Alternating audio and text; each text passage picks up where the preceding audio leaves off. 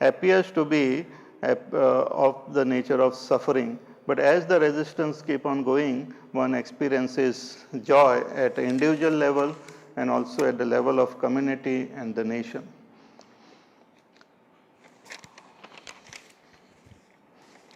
I don't know whether I will be able to now answer all these questions. What is the difference between Tantra and Upasana? What effect does Upasana has on the mind and intellect? See, Tantra is deep concentration is called Tantra. When we keep on focusing the attention of our mind on one point, and when that focus becomes total, like that leads a person into a state of absorption, that's called Tantra. And Upasana is when we superimpose the idea of divinity in whatever we are doing. That is called concentration, and Tantra, it belongs to the mind. But meditation is transcending the mind. So some people who do not have understanding, they keep on focusing their mind on one particular point and reach a state of Tantra only, a stage of stillness or tushni avastha, like become still, like. And this, even during the day or our life, we experience it. Some people suddenly go into a sort of Tantra, then we have to wake him up. Very good. What are you doing? Thinking, yeah, thank you. So that is called Tantra, means the mind gets absorbed in one particular topic and gets stuck there. It's like our computer, it gets stuck on some, you press all keys, nothing happens. That's called Tantra. It gets locked. Then you just shut it down and again restart, reboot. That is the only way to deal with this Tantra. It's not a state of enlightenment. Is transcending of, say, emotion is possible in day-to-day life? Please give a simple example to explain. See, emotion happens at the level of our mind, and thinking happens or understanding happens at the level of our intellect. Even day-to-day our life, you must have experienced that even when you are emotion or when you are sad or this, when you are absorbed with some thinking or solving some problem and all, then suddenly your level rises at a different plane altogether. Again, to give example from our Ramayana, that there is this, when Hanumanji goes to Lanka, he sees Sita ji and she was very sad. She was so sad that she lost all hope. She thought that now nobody will come to know where I am and I will be totally gone, and this crazy Ravan will be hurting me. So she decided, it's so emotional she became, that she thought that I will end my life only. She was totally emotionally, absolutely disturbed. And Hanumanji saw this whole thing. So and then she started asking that, please give me fire so that I can prepare a pyre and burn myself. So she was in that emotional level, absolutely. At that time, she asked for fire, and Hanumanji threw the ring, the Ram Nam Ankit ring. As soon as she got this ring, she started thinking, from where this has come? This seems to be Ramchandraji's room. From where it came? Who brought it? This, that. That inquiry started, means her intellect opened up. As soon as that inquiry started, her emotion disappeared, because it is at a different plane altogether. Inquiry happens at a different plane. At that moment, there was no sorrow in her heart. There was only inquiry, from where it came, curiosity, who brought it. Means this is something which cannot be made artificially. You cannot have imitation Ram ring. So from where this, nobody can defeat him, this, that. She started thinking in her mind, and she came at the level of her intellect. And when she came at that level, Hanumanji came in front and told her everything. So in our day-to-day experience also, we know that it is possible to transcend emotion by going at the level of the intellect. And it is possible to transcend even the intellect by going into the state of meditation.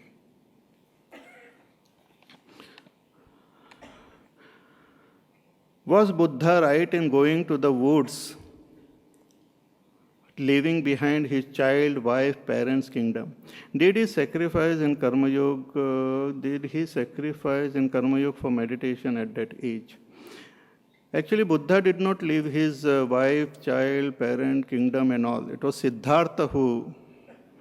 Siddhartha, he was married to that Yashodhara and all, and he had a child. But after, and the spiritual evolution, as I said, of everyone keeps happening. After a particular time, a particular mental setup and the attitude is required to go through various stages of life. Even for marriage, a particular standpoint and setup mind is required. So he was at a particular mind and all, he got married, he had child and all. But because of his past impressions of his spirituality and other things, at a particular level, his whole personality changed. He became a different person altogether. He became a different person. We think that we are married to the same person. I'm not frightening you, but each one of us keep changing. But our change is so subtle and not abrupt, so we continue with our everything. But here in case of Siddhartha, his change was so much drastic and sudden that he decided, the only desire was there for enlightenment. He was no longer that person or that mentality who was married. Even if forcefully he was kept at home, it wouldn't have created much difference. It would have been torture for the wife and other. It's like a death. Suddenly person dies, what can you do? Similarly, that Siddhartha died and a new personality was born, and he was forced by his own deeper impressions and samskar to follow this path sincerely and attain the state of Buddha. So, but from a very worldly standpoint, we may say that, oh, it is good, it is bad and all. But from this standpoint, if we look at it, it is what it is. One becomes helpless. Even if you force that person, it is not good. And that person cannot be bound then. It goes on this path. So it is like sleep. Suppose you are sitting, discussing some important matter and this and that, and suddenly one person goes to sleep. Like in Pravachan, people go to sleep. Yeah. Why did you go to sleep? What is this? This is an important thing and all. But what to do? He was overpowered by sleep.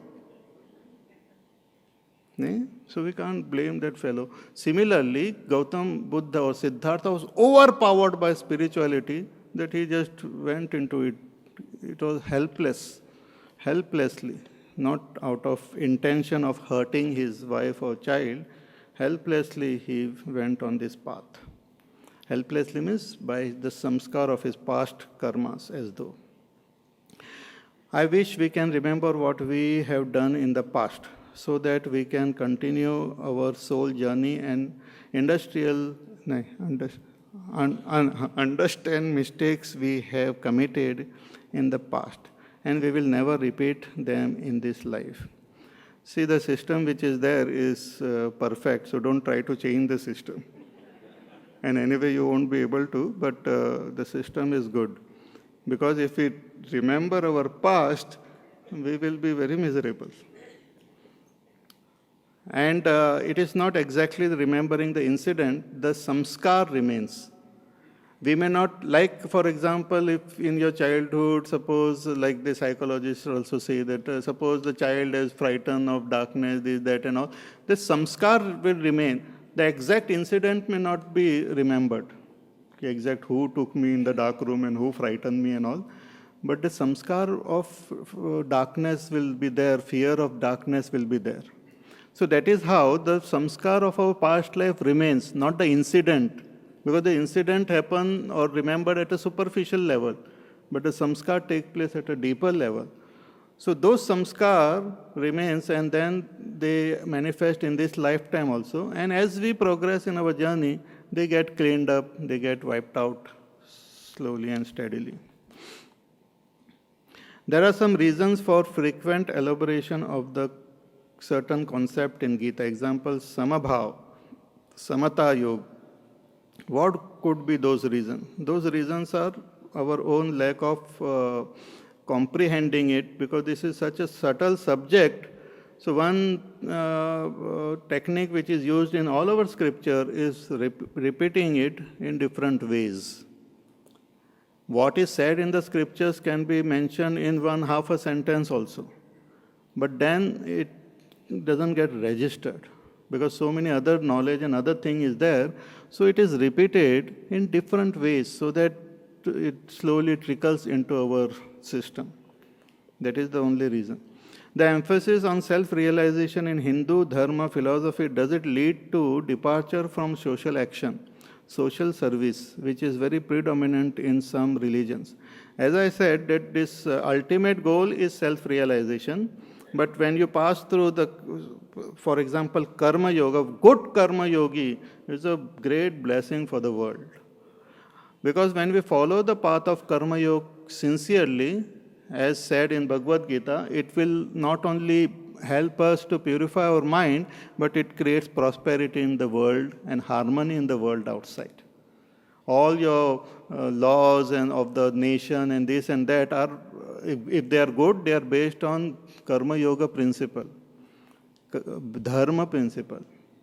So a spiritual student is not a useless fellow for the world, but when one follows this path sincerely, it becomes beneficial for the world, and ultimately, it's like Gangaji, as I said. On the way also she keeps benefiting. We cannot say, Gangaji, if she is moving towards the ocean, what is the use for us? She is always going towards the ocean. Hare Baba, she is traveling such a long distance, you will be benefited on the way. So it is beneficial, this journey towards self-realization. I don't think we will be able to complete this. Maybe I will keep this for our, in future also, I will answer, because a big stock is there. I thought I might be able to finish it, but I would like you to today also see a short clipping of Pujya Gurudev. This all that I have learned has come from Pujya Gurudev only. He was the master of Bhagavad Gita. He spread this message of Bhagavad Gita toward the world. Today is his birthday. We are very, fortunate that we came across such a great master. In my childhood also I used to read books and other magazines about great realized masters or their stories and all, but never thought that I will be able to meet and come in contact with one. And by God's grace, I was lucky to be in contact with Pujya Gurudev. For more than 10 years I was there after joining the mission in 1993. Gurudev attained Mahasamadhi, and but still we are blessed by his presence and his teaching through the scriptures, through books, various books and all, and it's a great blessing.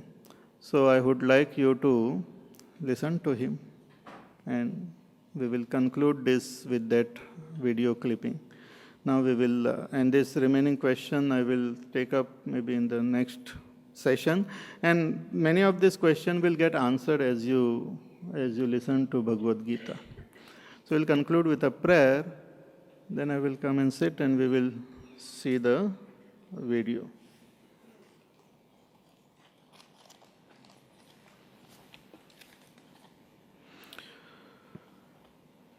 Om Purnamada Purnamidam Purnat Purnamudachyate Purnasya Purnamadaya Purnameva Vashishyate. Om Shanti Shanti Shanti. Harihi Om Shri Gurubhyo Namaha. Harihi Om.